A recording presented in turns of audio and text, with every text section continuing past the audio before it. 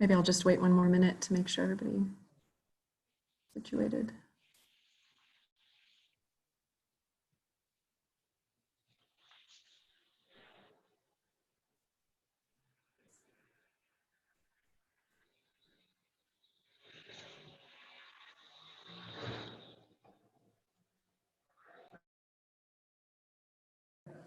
Okay, hello everybody. My name is Aurélie Ferlet. I'm an assistant teaching professor here at Syracuse and a member of our lecture committee. I want to welcome you all to the Boghosian Fellowship exhibition opening and gallery talk featuring Benjamin Vanmuysen's installation titled Under-Design versus Overdesign. Thank you so much for coming. Just before we start, just a few notes. We're going to be using webinar, and we will address questions via the Q&A function after the gallery talk. You're welcome to send questions through the Q&A function at any time during the lecture by clicking the Q&A button at the bottom of your Zoom window. So now I'm going to turn things over to our Dean, Michael Speaks, who's going to describe the fellowship program and introduce Benjamin Vanmuysen more fully. Okay, thank you, Aurélie, and welcome everybody tonight. This is a very unusual opening for our Boghosian Fellows show. Benjamin Vanmuysen is our fourth Boghosian Fellow. The first was Maya Alam in 2016-2017. Linda Jung was 2017-18. James Long 2018-2019, and Benjamin is 2019-2020.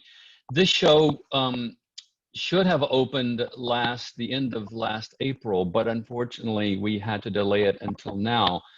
And because of COVID, we are doing a virtual opening of a physical exhibition. And so this is a bit of an experiment. We're trying something new, but we're hopeful it's going to turn out well. So I'm going to just say a few things about the Boghosian Fellowship.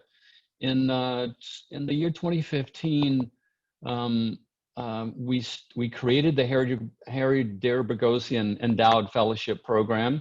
It was created from a transformational gift made possible by Harry's sister, Paula. Paula is a 1964 graduate of Syracuse University, and she did it to honor her brother, Harry der Boghosian, a 1954 graduate of the School of Architecture. The fellowship enables the fellow to spend 1 year at Syracuse University, teach a seminar in the fall, a seminar in the spring, conduct a studio in the spring, and also develop and build an exhibition.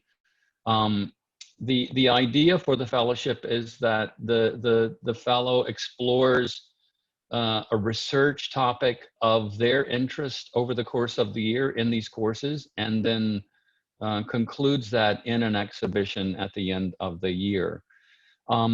So this year's fellow, Benjamin Vanmuysen, started 1 year ago, and as I said, during the COVID lockdown, the building got shut down, and Benjamin and his team had started to build out the exhibition in February, early March, and had to conclude the show over the summer, mostly himself.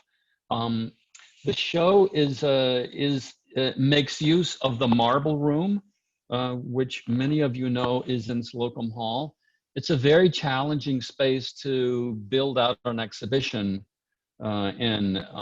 Each of the previous fellows have embraced the marble floor and walls. No one has dealt with the ceiling yet, though Benjamin did in his exhibition. But everyone has embraced the physical environment and has either consciously or unconsciously kind of reproduced some layer of that marble, either the grain or the texture or the look and the feel of the marble. Benjamin has done so explicitly, and he's done so by using corian, which is an incredible DuPont product, and we were very lucky to have been provided by DuPont, and Benjamin will talk more about this later, a generous material supply to build the show out. Benjamin is gonna open the show here in just a minute. He is, as I speak, he's standing in the atrium, and he's gonna walk into the show and open it, and he's gonna walk around a bit inside the show, and then he's gonna sit down at a table inside the show and give us a short presentation of the concept of the show and a kind of a summary, which is the same of his research this year, which is of last year rather, which has focused primarily on under-design and over-design.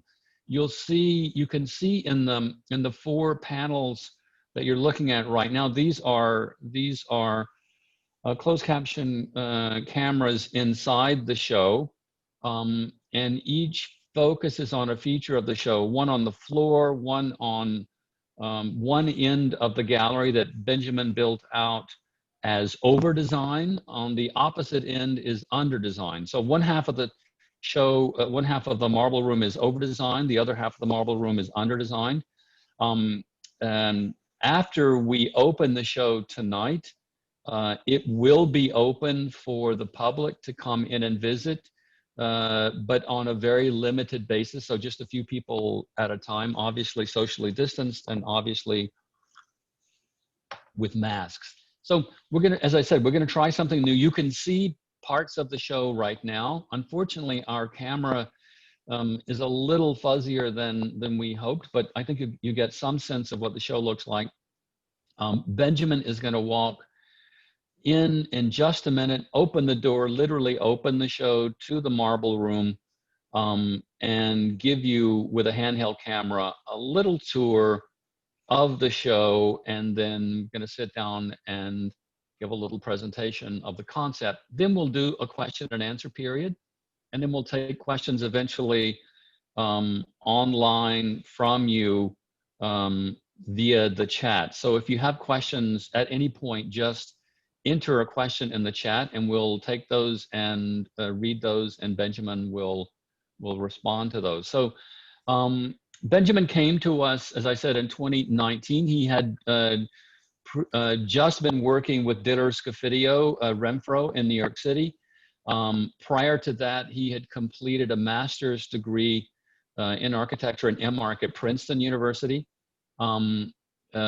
He, before that, had worked at a number of offices in Europe, including OMA, and he also studied briefly at SciArc in Los Angeles. And Benjamin did his undergraduate degree at the TU in Leuven in Belgium. We're super excited to open the show. We've been thrilled to have Benjamin as our fellow this last year, 2019-2020. And we look forward to opening the show and to having a conversation with you all tonight about over-design and under-design, which Benjamin will talk a little bit more about later. And I'm going to turn it now over to Benjamin, who's going to walk us into the gallery and literally open the show. This is not a metaphorical opening. This is a literal opening of the show. Benjamin, take it away. Thank you, Michael. Thank you for the intro. So we'll enter the show in the most northern partition, which is titled the process room.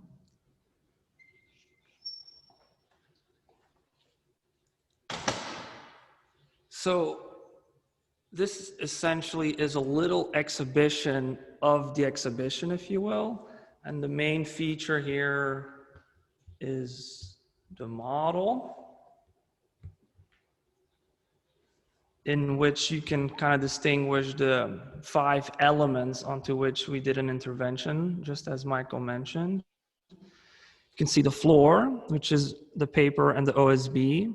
We have the wall, which is made out of exposed metal studs. And you can see element number 5 here, which is this little duct. And there's also the doors, which is only visible on the model and unfortunately not in the room itself, but at least it has some kind of presence. And the ceiling, you can kind of get a glimpse of the ceiling from here. but perhaps I can talk a little bit more about this side of the wall, which is showing the process behind the scenes of the exhibition. So there's a little documentation video made by my students. Sorry, I'm struggling with this gumball. So this is basically the making of the exhibitions, where we try to quantify the time we spent under designing a particular feature and over designing. So this is just a way to show the different time spent on different parts of certain elements. Some drawings, another process model. This is the very first model that I showed Michael about a year ago. I don't know if you remember. Some other graphics that we produced along the way. And here's the actual exhibition, the floor with the ceiling. And then perhaps we can have a look at the corian that was donated to us. We used 3 types of corian, essentially white, black, and a veined green that kind of reflects or mimics the green of the columns in the atrium.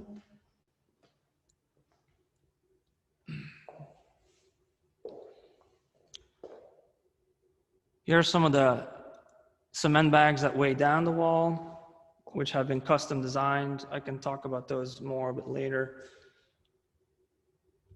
And finally, the duct, which has custom connectors versus the Home Depot version, which can be seen right there. And then in this transparent 8-inch diameter tube are some models of potential or iterations of the duct layout itself. So if you will, these tiny models escaped the process room and are on display in the actual exhibition.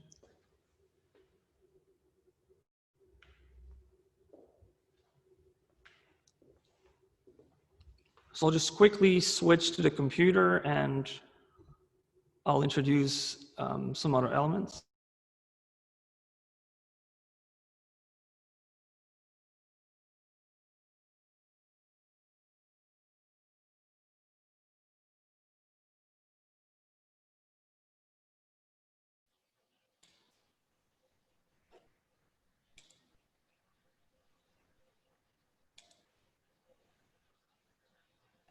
Can you hear me? Yes. How was that walkthrough any good? Perfect. Fantastic. So before I talk more about the show, I need to thank a couple of people who have been part of this exhibition process.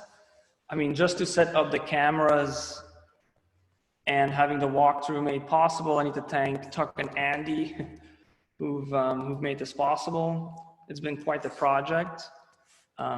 Thank you to the Dean, Michael Speaks, for letting me finish the exhibit last summer and being kind enough to be here with us for the opening. But also Michael Giannantasio, our digital fabrication manager, and John Bryant, who've helped me CNC the corian this summer. This would have not been possible without their help. That being said, also a big thank you to DuPont Corian in Buffalo, who generously donated 20 corian sheets for this exhibition. My students from last spring who collaborated with me on the design of this exhibition and have helped me think through the design of this installation. And specifically, I want to thank Sean Tang, who keeps designing the ducts this summer, and Aaron Cass, who took pictures of the exhibition, and Felix and Charisma for making the process video that you saw in the other room. I want to thank our building coordinator, Beth, because she's been very patient with me the last couple of months to figure out the logistics for this exhibition. And last but not least, I want to thank my wife, Sarah, who's let me dedicate my entire summer to this project. So I really appreciate that. So as the dean said or mentioned, this exhibition is focusing on two opposite design extremes, under and over design. Both terms that are quite active within our architectural jargon, but never really have been further defined or further investigated. So the aim of the exhibit was to apply both extremes simultaneously on 5 elements: the floor, the wall, the ceiling, the duct, and the door. Instead of categorizing other people's work into either one extreme, we decided to put ourselves in the shoes of the under designer and the over designer, and we've tried to do that simultaneously on multiple elements. So the floor, as you can see, has a very intricate crumbled surface versus, a very easy plywood floor. So the contrast there, I think, is really apparent. But through the other elements, we try to combine over and under in slightly different ways. So it's not all a clear juxtaposition. You can't really see the wall in the cameras, but if you remember the cement bags, those are, let's say, high design concentration, while the overall wall is relatively simple or under-designed. And the same logic kind of applies throughout the ceiling and the ducts. So I don't know if I did the best job at introducing the overall project, but that's kind of how it's been laid out.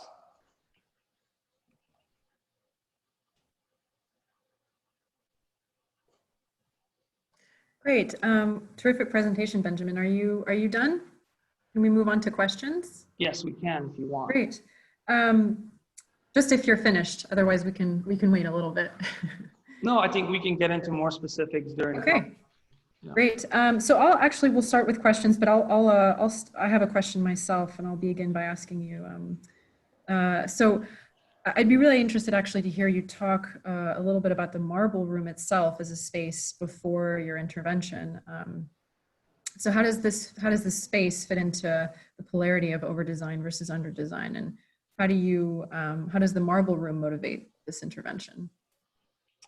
Oh yeah, that's kind of an interesting question, because the installation is so specific to this room that just by thinking about that factor is already, I think, a high degree of design. Like for instance, the floor, like not only mimics the marble or tries to incorporate the marble in its material, right? The faux marble, the Corian, but it's also, its geometry is reflecting the veined pattern of the marble itself on the walls. So the geometry of the floor, for instance, is a displacement of an image of the veined marble in the room, but also the way it's subdivided mimics the original floor, which you can see in the bottom left camera, where you see the original floor, which is the beautiful pink marble tiles.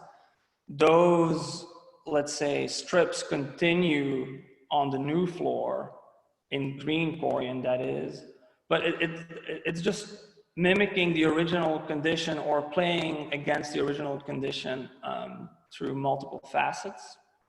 So I think that's probably the strongest relationship to the marble itself, like the material selection and the subdivision and overall geometry.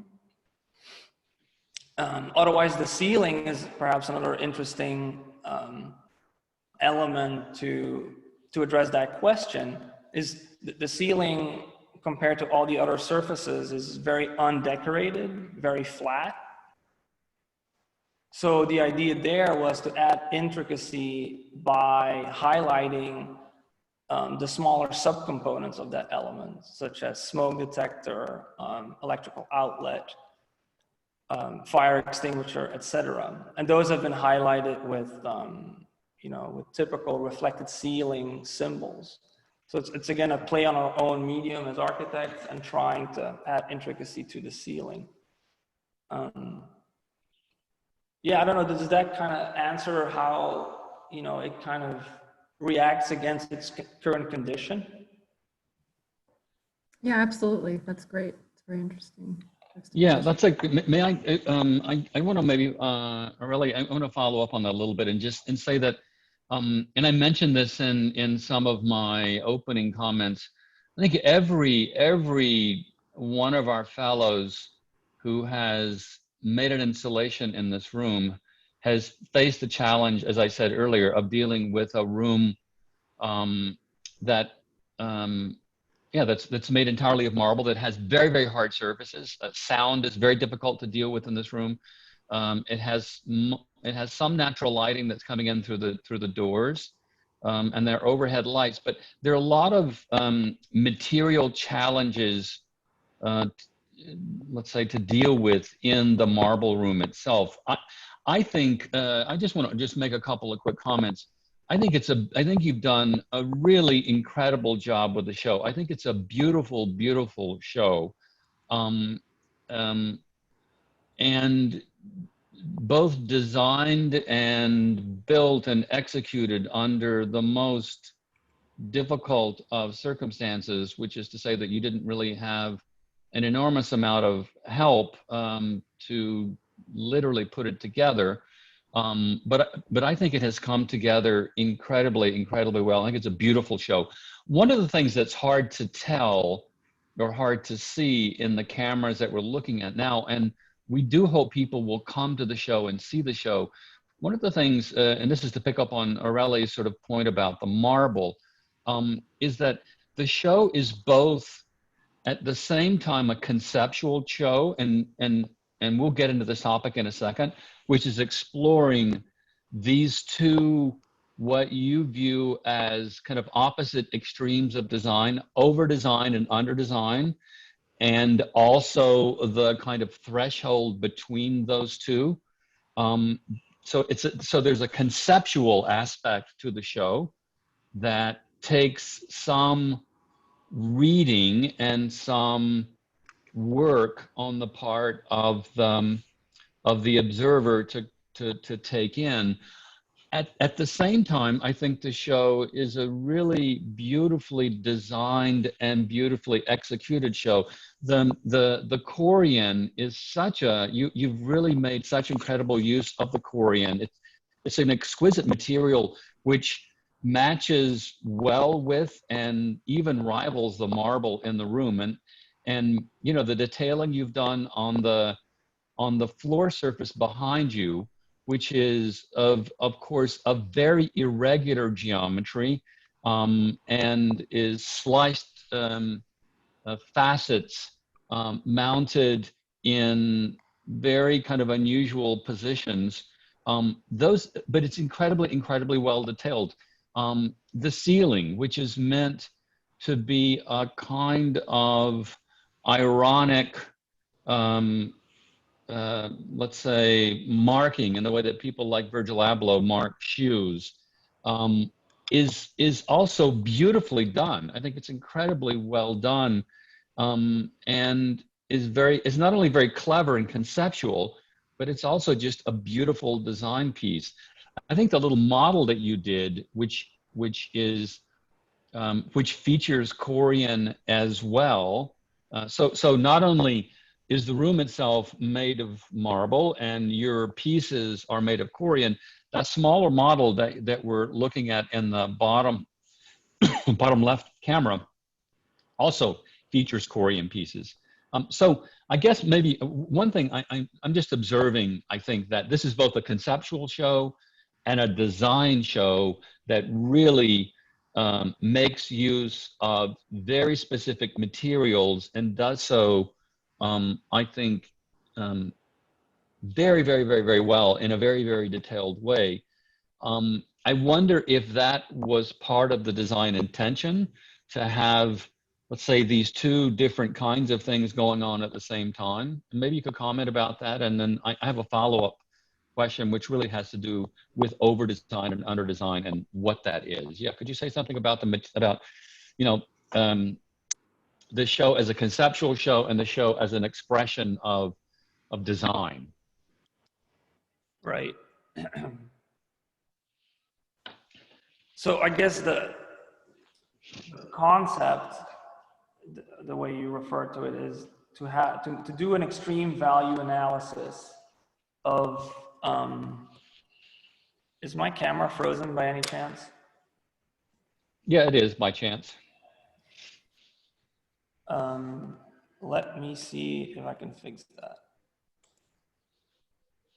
Yeah, let me just, while you're fixing that, I'll kind of elaborate a little bit more on the question. One of the reasons I'm asking is you obviously were an undergraduate in Belgium, and you are from Belgium, and there's a kind of a history, a tradition in Belgium of developing not projects like this, but there are precedents. Both in Holland with offices like duct design, which is very conceptual, but also the products themselves are very beautiful. But also architects, I'm thinking of Ghent-based architects like VVT, whose work is very craft and very specific to the material, but it is also very, very conceptual. So I guess part of what I'm wondering is the extent to which your development of this project is consistent with that, let's say, fairly recent development in Holland and in Belgium of this dual design protocol where you're both playing out some conceptual, a pretty large conceptual framework, and at the same time really dealing with craft and the making of things. Yeah, it is true that there is this Belgian architectural scene who tries to, make great architecture with very cheap things and really embrace that that notion. But also, it's not only the economical aspect; it's also like embracing that aesthetic, really, to make certain interiors or certain projects look like they're still in construction. Right. The way that relates to like this show is that I wanted to basically do a fellowship or a research project on design through an extreme value analysis. So essentially ignoring the very subjective good design and focus my attention on the extremes of the spectrum, which could be referred to as under and over design. And especially over design is something very commonly used. For instance, in O'Reilly's publication by the Strelka Press in Moscow, a small book called Less is Good Enough, he refers to as John Pawson, the minimalist architect, if you will, he calls him an over designer. So that's a little perhaps counterintuitive because his kitchens and his interiors and his projects overall look very slick and minimal and in a way effortless. But nonetheless, it does generate a very controlling environment because there cannot be any stuff laying around in these spaces. They need to look just the way they were designed. Like the placement of the furniture is very important, et cetera, et cetera. But obviously, I think the most common projects, perhaps, that we refer to as over-design are the ones that are unnecessarily geometrically complex, hence the floor behind me. So I think over and under design is important just to understand these terms a little bit better. and contribute to their definition perhaps, but also me, myself, and my students in my seminar and studio who've approached these two gears of design, I think it has like a pedagogical benefit of going beyond your boundaries, like designing more than you would usually do. So basically, over-designing and under-designing yourself in order to better understand your own middle ground. So even though the exhibition only addresses the extremes, it's all about finding your own middle ground after this lengthy process, not just for me and the students, but also for people who visit the exhibition. Like, how do they feel about these two opposites? Do they think the floor is not complex enough? Do they think that more could be added and then it would be considered over-design, or has that threshold long been exceeded? So yeah, that being said, Yeah. it'd be great if people could actually visit in person and experience this space. But yeah, as you mentioned, Michael, that'd be limited. Well, people can certainly visit the space, and we hope that they do. I want to ask one just kind of follow-on question, and then Aurelie is probably going to help us to field some of the questions that have emerged in the chat. But related to that, you know, you and I did a conversation interview with 5 of our students, a group that I work a lot with called Magazine Club on Monday. And one of the things I thought that was very interesting about the conversation was the extent to which they really understood the discussion about over and under design as a pedagogical one, right? As a teaching discussion, which I thought was super interesting, which means in a way, what's not so important is to point at an element and call it over-designed or under-designed, but instead to confront your own views about over-design and under-design. And everybody knows what everybody thinks, will look at something and say, that's too much design, or that's not designed at all. But what is interesting, I think, about the two categories you've laid out is not the categories themselves. It's not over-design and under-design. It's the threshold that you see when you move from one to the other, right? So when you go from something that's not designed to something that's designed to something that's super over-designed, knowing that you're moving out of one of those territories into another reveals to you, I think, some of your own kind of views about what you think of design. And in that sense, I think your show is a very pedagogical show. I think one can I guess it's another way of saying when and I hope many people do go to the show. When people go to the show, it's not like you go in and say, oh, that's under-designed, that's over-designed. It's that experiencing that range, I think you begin to get a sense of your own views of not designed, designed, and too much design. So I think the conversation that we had on Monday was, for me, very revealing, because the students were really focusing less on the categories and more on this threshold of discovery as you go from not designed to very designed, and that's what you experience in the show itself. I don't know if you have any comments on that. You may or may not, and if you don't, we can move on to Aurelie's other questions. I don't know. Do you have anything to say about that, Benjamin, about the idea of threshold? No, not really. But maybe I can add to that the threshold is very subjective for everyone. Yes. Right, for every designer. So, I mean, obviously this is my or our take on it. But nonetheless, that's also something that you said on Monday, Michael, is that it starts a conversation about Right. like all the effort we spend into designing certain features or certain projects. And like when is a moment where you've gone too far? What is too much design? Yeah. And I try to approach it, but obviously in retrospect, there's so many more things that I could have done, but yeah.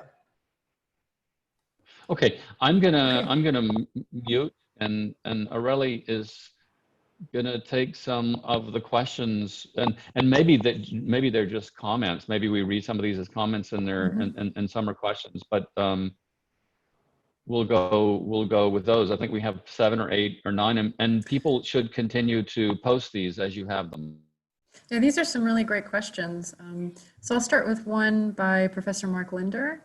And he says, thank you, Benjamin. Very intriguing, witty, and enjoyable show. I see strong resonances with a lot of 1970s post-minimalist work, which was in many ways a crucial context for Diller Scafidio's early work. Are the installation and performances of Michael Asher, Vito Conchi, Alan Wexler, and/or Mel Bachner of any interest to you? Oh, yes. Mark showed me the Mel Bachner installation that he's done, the measurement room. So yes, there is some resonation between, you know, like modern or minimal art from the 70s. But to be completely honest about it, I found out about Mel Bachner after Mark Linder has told me about it. But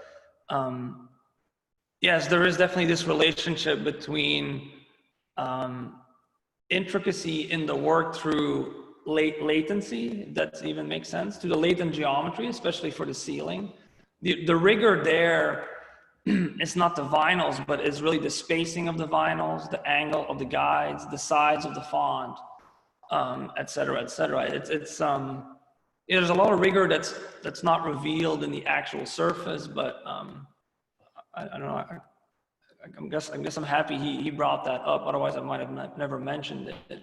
But the ceiling is essentially using very cheap vinyl graphics with ready-made symbols that we use day to day to draw reflected ceiling plans, and they're then installed on the actual ceiling. But there is this underlying rigor of where to mount which vinyl. Yeah. I don't know if that answers this question or not, but that's what I would say. Great. There are a couple questions here actually about the pandemic. So I'll just ask one that covers a couple different questions here. But this is a question by Andres Macera, but Aaron Cass is asking something similar as well. So congratulations, Benjamin. Looking forward to visiting this in person. I'd like to know a little bit more about the idea. Sorry. Wrong one. So let's just go to Aaron Cass's. As an insider, I wonder what retrospective takeaways you have of your exhibition. Of course, the pandemic disrupted the process, but if you were to begin considering your exhibition now, in a time of pandemic and social distancing, how would your exhibition change, or would it at all? Oh yeah, like we would probably integrate the security camera idea into a permanent feature of the show, perhaps.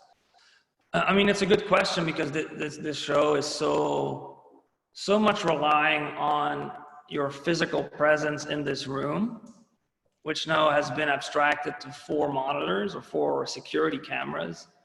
So yes, obviously there's a lot of information not conveyed. So perhaps, yeah, like knowing beforehand that we would all be watching this on Zoom, we could have definitely played more on digital media and specifically perhaps install more cameras or do something more heavily reliant on a video or something like that. Great. So let me go to Andres's question now. So congratulations, Benjamin. Looking forward to visiting this in person. So I'd like to know a little bit more about the idea of under and over designing and what sort of discussion did that trigger in the studio? So in the studio, the main parameter that I gave my students was time, right? Certain exercises were 3 hours long, while others would take on 2 weeks. And yeah, a lot of people have told me, well, that's just one single parameter. What are other other components to this definition. But since those other, let's say, parameters are so subjective, that I thought time was the most objective parameter of design investment, right? The more time you spend on something, the higher the chance that you'll reach that limit of over design. So in studio, the interesting result was that if something, so for the jury, as part of the final of the review, sometimes it was impossible to tell which one took 2 hours and which other feature took 2 weeks to design. So that to me was really interesting, because there is a huge discrepancy in time investment, but it might be perceived as the same. So that, I don't know if that was, is that specifically a discussion that we had during the studio, but it was definitely one of the revelations of going through that exercise and showing the work to a particular jury. Great. So Professor Kyle Miller asks, or says, beautiful work, Benjamin, congratulations. Earlier, you hinted at visitor experience. How do concepts of over-design and under-design relate to sustaining attention of viewers? Is it always the case the over-design elements demand more intention and intellection? Does this hold true for all elements in your show? When walking through earlier, the plywood cutout for the door swing caught my attention, likely an act of under-design. Oh yeah. So does Kyle agree with the plywood being under design or not? I guess we can't really ask him. Let's say he does. Yeah. Well, I would agree that everything that I claim to be under design has significantly received less investment. The plywood floor is pretty obvious, since it's just the residual space between wall and Korean floor. And then he noticed the door cutouts, which are, you know, the most stereotypical door cutouts you could make. You could argue. And for the door, the wall is another perhaps interesting example. Is the wall is only 8 foot tall because the studs come in 8 feet. The studs themselves are spaced 2 feet apart because plywood or drywall sheets are 4 by 8. So if you space them 2 feet apart, it's perfect to install them. The thickness of the wall is the same thickness of a tile, or the same depth of a tile. And then the bracing of the wall just is following the rhythm of the pre-made holes or apertures that come in those studs. So designing the wall has really been what is the easiest and quickest solution we can use. But then the way it's anchored to the ground, right, with those cement bags, that's like a moment of high investment. Those are custom graphics, an axonometric of the wall it's supporting, and then it has the niche with the periscope and the drawer feature. Now that I look at it, that's another, let's say, moment of higher investment, if you want. So another question, we have a lot more coming your way. So another question by some Syracuse students, Max, Allison, Romy, and Noah. They're asking, what is the thought process behind the form of the Korean floor? Yeah, I briefly mentioned it, but I guess my intro was too short. But the geometry of the floor itself is essentially a displacement of a marble image. So turning a black and white image into a three-dimensional geometry. So it's doing that to be contextual in the first place, to tie it back to something and being very site specific. But then afterwards, obviously, the geometry was abstracted, detriangulated, et cetera, et cetera. So there has been some intuitive additions afterwards. But the original geometry comes from a displacement of a marble pattern. And as a consequence, there's really only maybe this is this may be the segue into using Andy's laser, just to add another. Oh, wow. I don't know. So you didn't make this work earlier. Oh yeah. So can you see this on the screen? Yeah. A little bit. So that's the only flat area of the floor. So it's the only area that's accessible. We can see it better on the top right, actually, weirdly. Yeah, you have to look at the top right. Yeah, I meant to say that. And then the way it's subdivided, so if you think about the green strips, those are like reacting against the original floor, which you can see in the process room on the bottom left camera. So they're not pink, but they're green, and they're following the same logic, but they're just, you know, crawling over this crumbled geometry. So they distort themselves. That makes sense. Great. So we have a question here.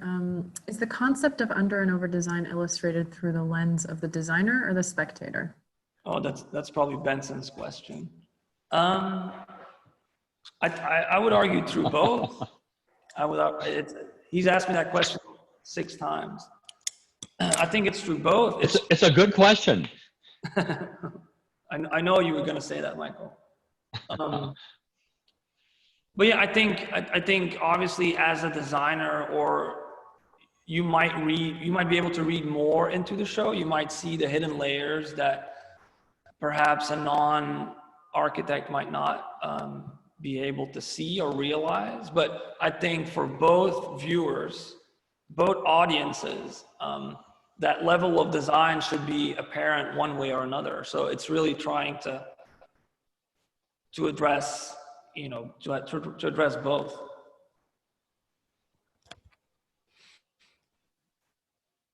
Your bottom right screen is frozen, Benjamin, but maybe that's okay. It'll come back. So while you try to fix it, I'll ask you another question by Liang Wang. He says, "Congratulations, Ben, for the fantastic show, and thank you for bringing us into this beautiful exhibit during this difficult time. I want to echo one of the previous questions about the conceptual framework and the crafts of the detail and construction in your show.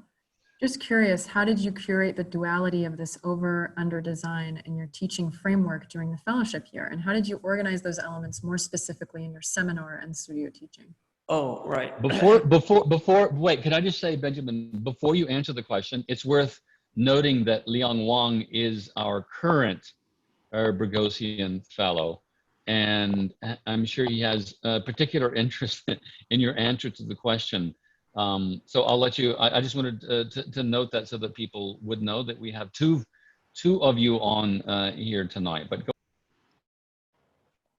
Oh yeah, so for the seminar, students were assigned a specific element and were supposed to design that element in different gears, right? So like focusing on multiple surfaces or multiple elements also had a practical benefit, right? You can dedicate a group of students on the ceiling and a group on the floor, etc. But in the studio, we over and under designed a flagship store at multiple scales. So, you know, we went through the same exercise that that I've done with my seminar in the room here. We did it on the exterior, on some internal logics of their store, and then they started focusing on elements themselves. So a changing room, or what other elements they design, or an entrance feature or a stair.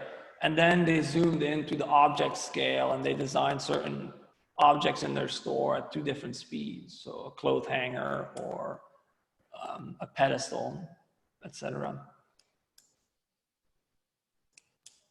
Okay. Really, may I just follow up on one quick thing with Benjamin? I want to ask you something I didn't want to ask, which is I told myself I wouldn't ask you specifically something about, is this over or under design, but I'm hoping this question might help illuminate some of this also further for people. Behind you, if people were in the room, they would be able to see these exquisite pieces of milled Corian arrayed in an incredibly complex geometry, and they create a floor that is clearly over-designed, right?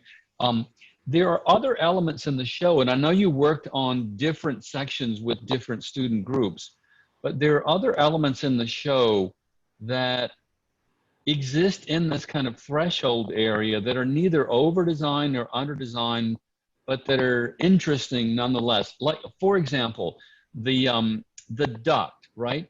The duct is a kind of over-expressive formal gesture to call out and to make us see the duct. On the ceiling, you have a lot of you have a number of kind of quotations, again, kind of like Virgil Abloh, to say, this is a panel, this is an electrical joint, this is, and in some cases you do that where there really aren't those things there.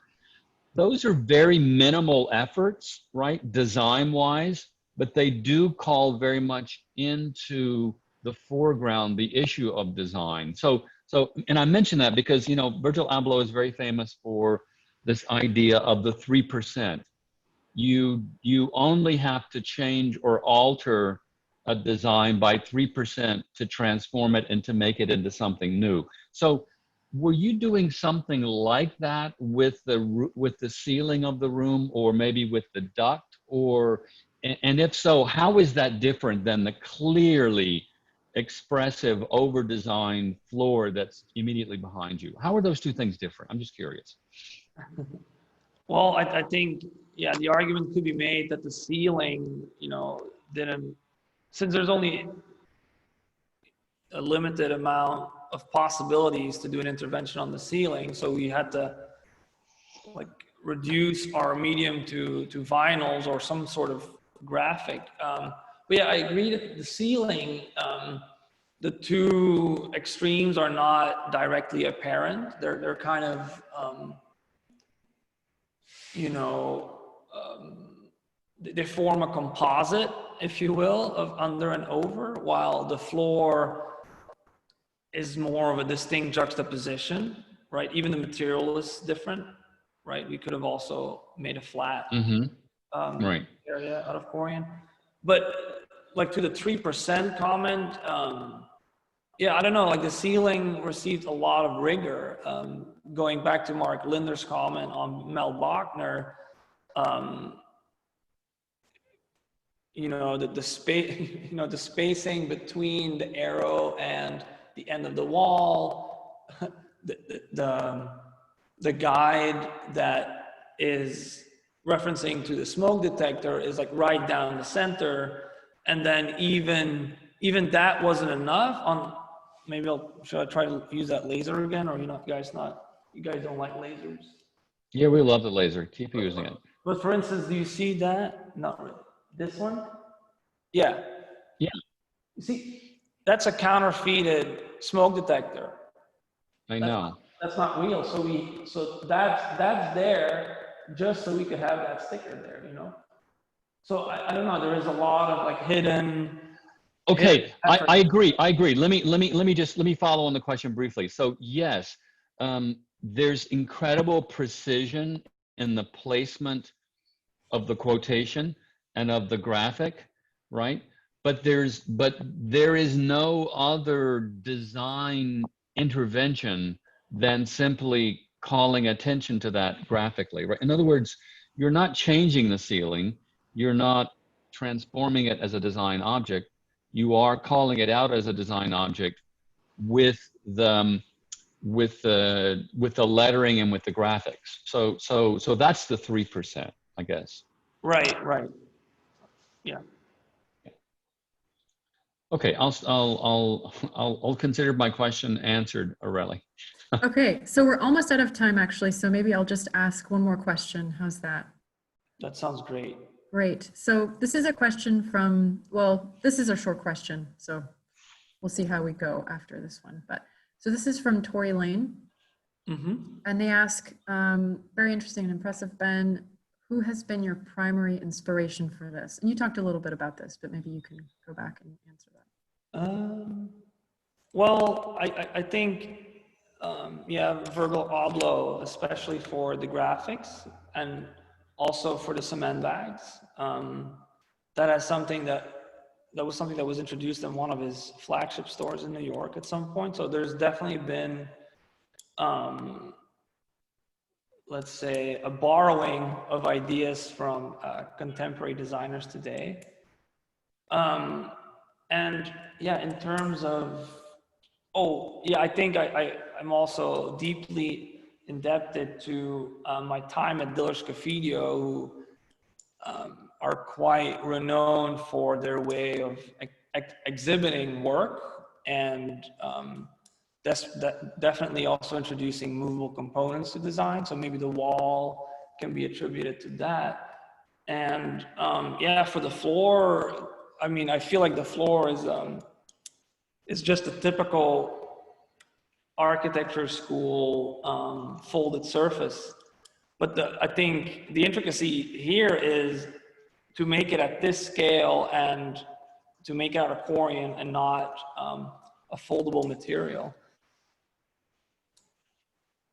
I think those would be my influences. Great. Okay, so maybe one last question and then we'll move on. So this is from Professor Britt Eversole. Congrats, Ben. So if the categories of under and over design are intellectual and conceptual rather than emotive or affective, which is to say they appeal to our thinking about making, hence the earlier conversation about the pedagogical nature of the installation, then to what extent is there another discourse at play? A consideration of under-explanation and over-explanation in architecture and design? That's an interesting question. Well, yeah, I think that's something that we also mentioned, Michael, on Monday, is that it's not necessarily the end product that defines over-design. It could be the convolution of the concept behind it, or the philosophy or theory that supports a certain design. But I don't know, specifically for this installation, I mean, we could keep going for a long time, like pinpointing every little detail that I embedded in the work, but I'd rather have visitors discover those than me pointing them out for them. So that's just another incentive to come here and see it for yourself. Okay, great. Dean Speaks, should we wrap it up? Are we out of time? I think we're almost done. Yeah, I think we can wrap it up here unless Benjamin has other plans to stay on all night. He could do a 24-hour session here and just stay on, but I suspect he doesn't want to do that. I do want to thank everyone who helped put this together. I think this was a real experiment tonight in trying to do the opening in this way. We do want to encourage people, please do come by and see the show. We will, we'll only be able to let a few people in at a time, but the show will be open. This is an opening, and I want to congratulate you again, Benjamin. I think you've done an incredible job under very, very difficult circumstances. I do wish people were able to see it tonight. I think some of the questions would be the same. I think we'd have a very different set of questions, however, if people were able to see the show. I don't know, do you have any closing comments, Benjamin, or do you want to show? Yeah, you must. Yeah, take us out with some comments. Oh, I just want to thank everybody who joined us tonight. I appreciate it. And as I mentioned before, if you happen to be in Syracuse, please come and see it in person. Okay. Aurelie, you want to take us out? All right. Over and out. Thanks so much for coming, everyone. And beautiful show, Benjamin. Great to see it.